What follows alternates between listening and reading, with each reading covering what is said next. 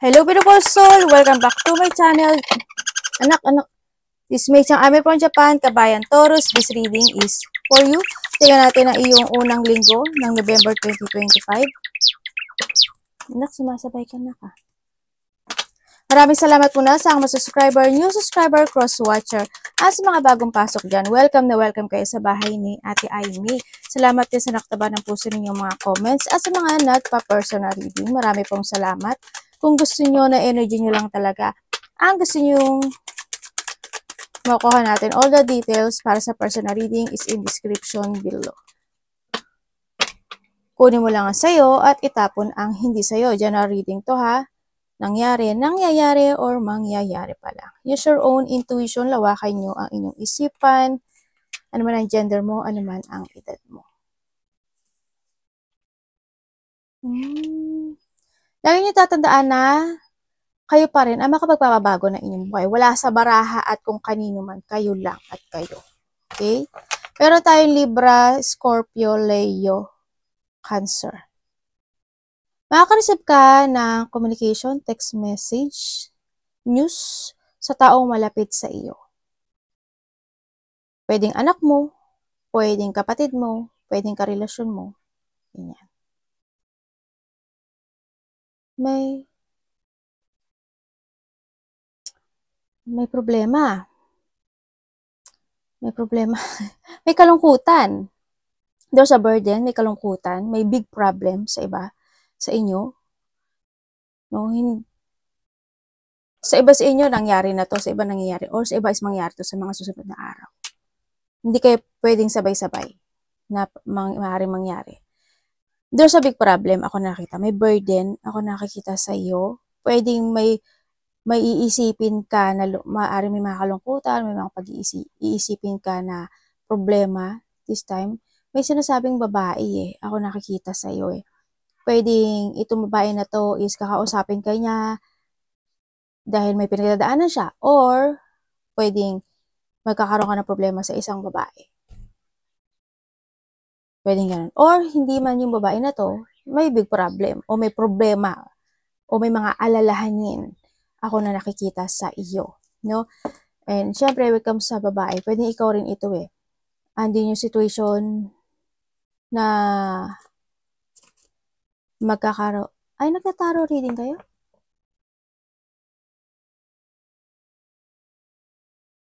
Kung hindi ka nagtataro reading, may tao na nagpapataro reading sa'yo. Yun na nakikita ko sa'yo.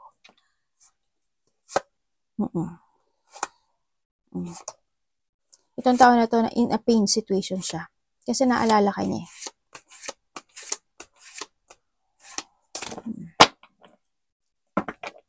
Or sa iba dito, yun nga, may mga duty ka na gagawin na pwedeng mahirapan ka. Siguro may mga i-recover ka, or nahandoon yung situation na may mga dapat asikasuhin. Yan ang nakikita ko dito sa iyo. May delay sa ibang aspeto ng buhay mo ha, may delay siya. Kasi may mga point doon ng buhay mo na hindi ka makaka-focus. May mga point ng buhay mo na hindi mo alam. Pwede ka mapanghinaan ng loob, or andoon is pwedeng may sakit ka, or may taong may sakit, kanya, o may taong may problema. Or andoon yung situation na hindi mo alam kung alin yung uunahin mo sa iba sa inyo. And then also, may sinasabing document and papers. Maaari may mga isusulat ka, i-speech ka, may ipapasa ka, may gagawin ka, asikasuhin ka. Maaring magkakaroon ka, sa iba sa inyo, maaring may mga problema about dun sa papers and documents, pwedeng ganun. Or kung ano man yung papers and documents na sinasabi dito, no?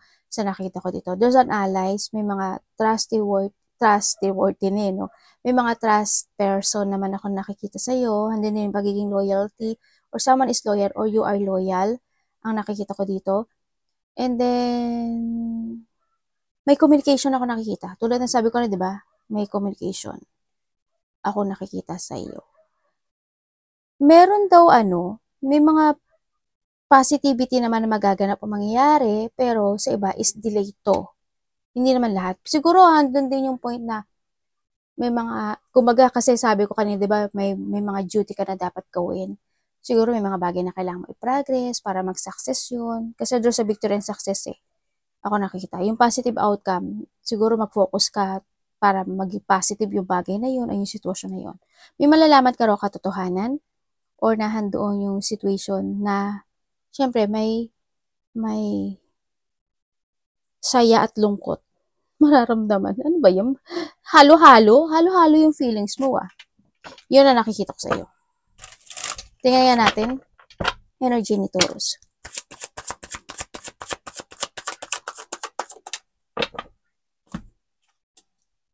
Iba dito magiging busy daw kayo Energy niya po.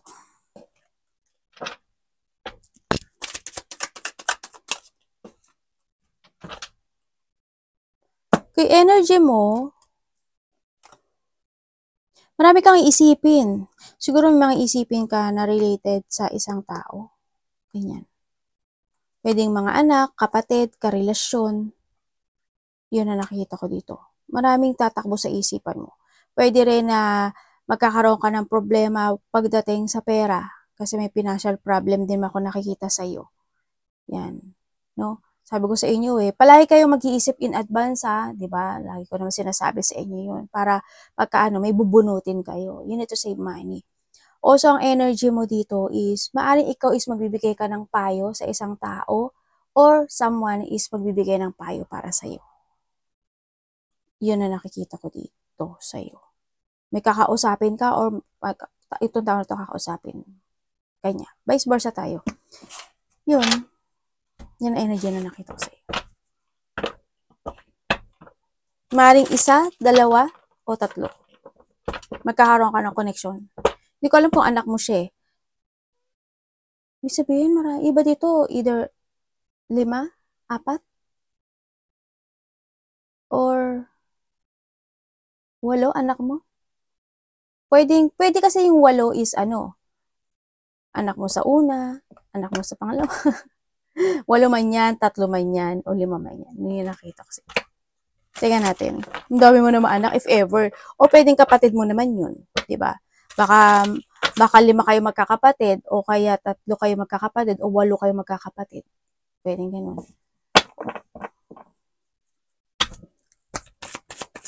Or may isa kang kapatid kasi may isang bata dito. 2, ganyan. Anong parating sa kanya?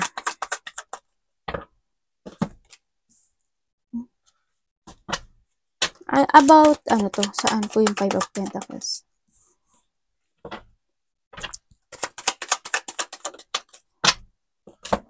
Parating sa iyo. Parating sa iyo kasi may sitwasyon daw na hindi pa matatapos. Ganun. May sitwasyon daw na hindi pa ma-accomplish, kumbaga. Yan. Parating sa iyo, there's a sadness, there's a hardship. Ako nakikita. Maaaring magkakaroon ka rin ng problema sa trabaho mo o sa pera mo or sa karelasyon. May isang sitwasyon na hindi makukumpleto Sa iba dito, self-doubt to. Sa iba dito is may tao na magja-judge sa'yo or you judge. Vice versa. May mga kamalian na naganap o gagawin. Ganyan. May kakulangan. May mamaliit Siguro may tao na mamaliitin ka o kaya may tao na mamaliitin ka niya. Yan na nakikita ko sa dito. May mga sitwasyon daw na magtitiis ka, magtitimpi ka, ganyan. Maging patient ka. May mga ganun. Ako nakikita sa iyo. May mga delay situation Iba dito, yan, masakit yung ulo mo, paa mo. May sakit ka ba? Kasi parang, ba't dito may sakit? Ikaw or someone in your family, may taong may sakit. May tao dito na kailangan daw mag-change ng food. Ako nakikita, yun. Kasi dito rin si family. May tao dito na kailangan ng disiplina. Baka iba sa inyo, nanakit yung tiyan nyo, may sakit kayo sa tiyan. Ano ba yung mga sakit sa tiyan? pwedeng kung ano yan, diba? May cancer ka. Halimbawa, is kinakabag ka. Sa pagkababae, seri. Ay, ano ba yung seri? Menstruation. Ingot talaga. Yan, di ba? O kaya naman, may sakit kayo sa bulsa. Kasi, content yung kung ano yung, kumbaga may problema kayo sa pera. Kumbaga, saktong-sakto lang yung pera niyo. Pwedeng gano'n, di ba? Yung mga gano'n sitwasyon. Yun. Yun ang parating sa iyo. Pero may ibig sabihin, either ikaw ang magbibigay, may reward ka rin na marireceive. Either ikaw magbibigay or you will receive something reward na pinagpagura mo. Hindi siya ganun kalaki Hindi siya ganun kalaki, pero at least may blessing ka. Diba? Tingnan natin ang dapat iwasan. There's a new beginning sa'yo. Babalik ka daw sa from the basic. Babalik ka from the top. Hindi ko alam in what way pero babalik ka from the top. From the basic, from the top, parang ganun. Yun ang sabi. Kasi magkakaroon ka ng, oo nga, tama nga. Tingnan natin ang iwasan. Okay. Magiging maganda yung ano mo, There's a new beginning and there's a new horizon na magaganap sa buhay mo. Yan. Maging masagana pala yung ano mo. Pagpasok ka ng November. Sa iba sa inyo ha. Pero iba sa inyo, medyo nalilito kasi kayo Pero ang sabi ito, if you choose one path, no? If you choose one path in your life at nag-action ka, magkakaroon ka ng kasaganaan. May nakita ka rin kasi ako sa'yo na collaboration, dealing, collaboration, ganyan. May tao makipag-usap sa'yo, kasamahan mo sa trabaho, or family, or may kakausapin ka related to a money. And then also, dapat mong iwasan mo syempre yung misalignment ka. Iwasan mo yung mahata ka na nakaraan, yung mga tao na pagbabackstab, or ikaw, di ba, wag ka magbabackstab ng tao, ka mangloloko ng tao, or yung mga taong mangloloko, nang mabackstab, yan, umiwas ka doon. Iwasan mo yung sadness, pain, umiwas ka na lang. Tapusin mo na yung mga nakaraan. It's a time to start a new beginning in life kasi, ang sinasabi dito, kumbaga, you need to learn, growth and learning, kumbaga, ang sinasabi kasi dito, Yun, kung ano yung mga nangyayari in the past na hindi nagiging maganda, yun yung makakatulong sa'yo para mas maging masagana ang buhay mo or maging mas maganda pa yung itatakbo ng buhay mo, Yun ang nakita ko sa iyo. Iwasan mo yung hindi ka magipit sa pera. Siyempre, isa yun. Yung magkaroon ka na pagpapabaya o yung hindi ka tumupad sa mga pangako, yan, o yung mga taong hindi marunong tumupad sa pangako, umiwas ka na lang. Iwasan mo yung mga pagtatalo. Yan. Pagtatalo, away, burden. Yan. Umiwas ka na lang hanggat maaari. Iwasan mo na hindi mo isaayos yung mga bagay-bagay, kumpunihin, o i-recover, mga ganyan.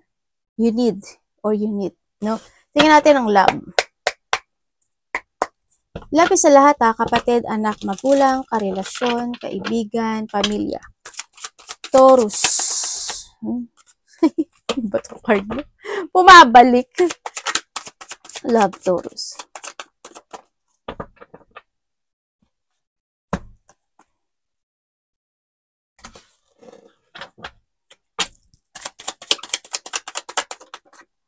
LDR yung iba dito, Pwedeng LDR or andun yung magkaiba kayo ng ng probinsya, ganyan. Okay, pagdating sa love, ay, tabi ko na ito dito.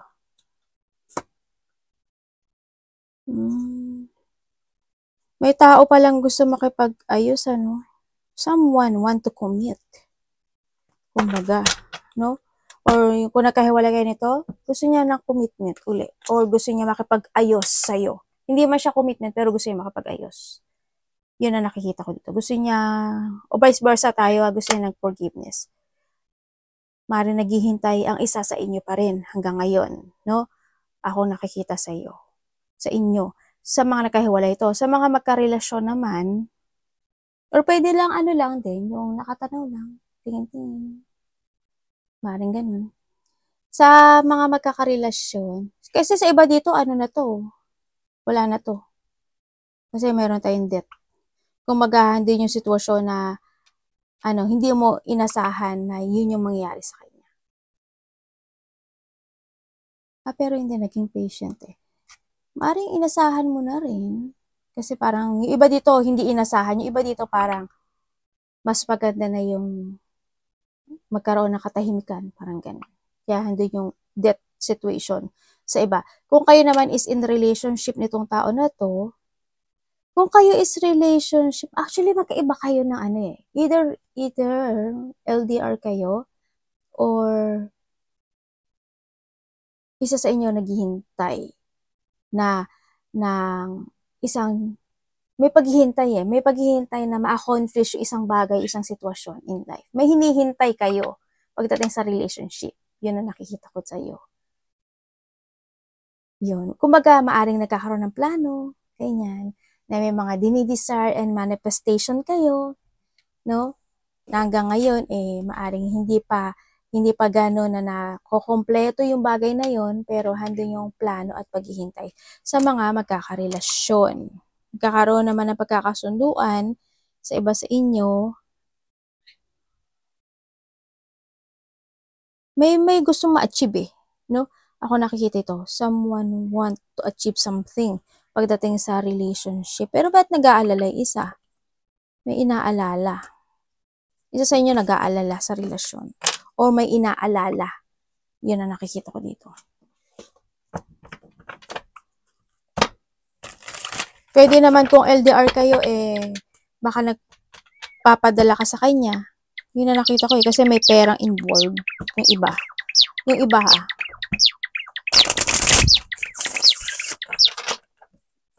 Taurus. Or pwede naman ikaw lang talaga ang gumagastos. Vice versa tayo ha. Pagdating sa relationship. Sana all, ate ikaw talaga puro kalokohan. Sana all. Oy, may mga new project sa iba. New project, new situation, may mga exciting situation, may papers and documents nga na sinasabi dito. May mga pagpaplanong nakikita, paghihintay, may mga tensyon na hindi pa tapos. May taong kukonek sa'yo. Taong nakaraan. Kukonek siyang bigla sa'yo. May taong kukonek sa'yo. May taong babalik or may taong kukonek.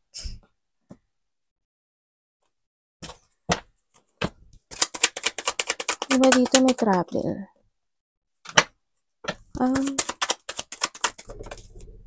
Siguro iba next year to, travel. Okay, someone want, may taong gustong kumausap sa'yo? O ikaw kakausap? Yun. Tao na may distansya kayo nito. And also, there's a deep one, there's a battle situation ako na nakikita sa'yo, pero siguro pagod ito, no? Kung medyo nakakaramdam ka ng aray ko, anak. Alay ko po! Alay ko po! Alay ko po!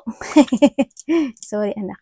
Kung nakakaramdam ka ng pagod, magpahinga ka rin pag may time. Mag-relax ka, mag-recharge ka, kailangan mo din ng mental peace, ganyan. No, lalo kung palagi kang travel, 'di ba? Minsan yung trabaho ng iba parang kasi alam mo yung biyahe pa lang, nakakapagod na, alam mo yun. Magbigay ka daw ng time din sa sarili mo. Yun ang sinasabi dito. Yan, mag-rejuvenate ka, mag-rest ka, it's time to quit. Hindi naman quit sa trabaho, kumbaga magpahinga ka rin pag may time. Sa iba naman sa inyo, may pinagdaanan kayo talaga na deep wound or battle situation, and this time pwedeng may inalisan ka o umalis ka sa isang sitwasyon sa buhay mo. Yan. Yun na nakita ko sa iyo. Nagkaroon ng challenge. May mga ini-illusion kayo Wala na pagdating sa pera. No? Ano po tong Oh, sabi ko na nga Yung iba sa inyo is, yun nga, there's a new beginning happen into your life. Ibig sabihin, merong isang sitwasyon sa buhay mo na magtatapos na or nagtapos. Yun ang nakikita ko sa iba sa inyo. May mga abundance, kasiyahan, freedom, makakarandong ka ng freedom, or andun yung enlightenment situation in life. So, nakita ko dito, magkakaroon ka daw ng enlightenment. Yun ang nakikita ko sa'yo. May mga i-illusionin ka or may mga i-dream ka. Yung feeling emotions na nakikita ko sa'yo dito, someone want to commit, ako nakikita sa'yo. Pero may mga rejection or may mga dissatisfaction na magaganap sa'yo eh. Or nangyari. Maaaring iba sa inyo nahahatak pa kayo ng nakaraan. No? Yun na nakita ko. Kasi pero may renewal sa inyo. May someone want to commit. Maaaring ito is mas babae. Ay, iba kasi magulang eh. Iba magulang eh. Either mother, father, parang ganun. Yan, someone want to commit. Or isang babae. Pero may lalaki. Iba-iba kayo. Iba-iba kayo. Yan, may babae sa lalaki kasi ako nakikita. Maaaring may kukonek sa'yo.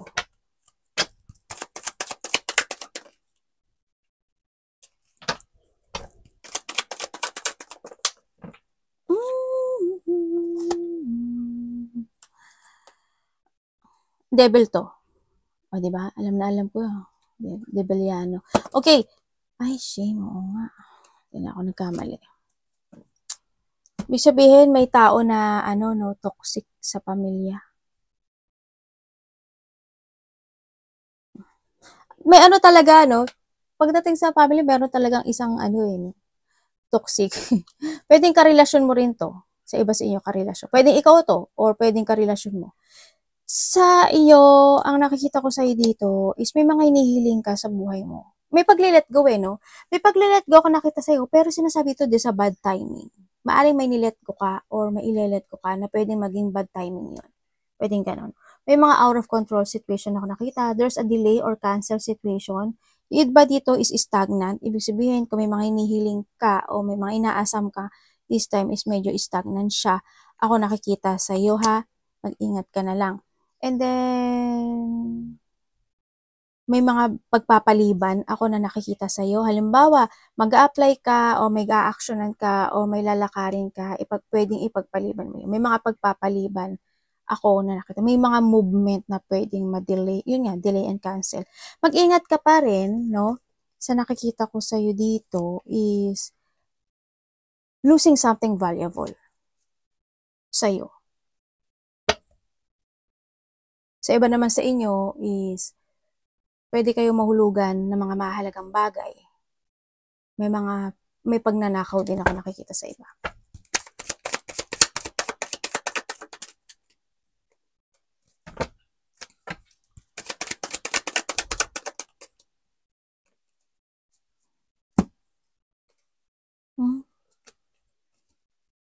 Ingat ka ha. You need to be aware daw sa mga tao na nakakasalamuha mo. Kasi why? Kasi may tao daw na nagbabackstab sa'yo. Ingat ka na lang. Okay, dito sa situation mo. Okay. Ibig sabihin, merong sitwasyon na hindi naayos. Ibig sabihin, may sitwasyon na hindi nasolusyonan. May sitwasyon na hindi naging maganda yung bunga. Yun. Ay, may pupo. Mag-ingat din kayo. May nakikita akong corruption. May taong dishonest or magsisinungaling. May taong gusto magiganti. Someone spying.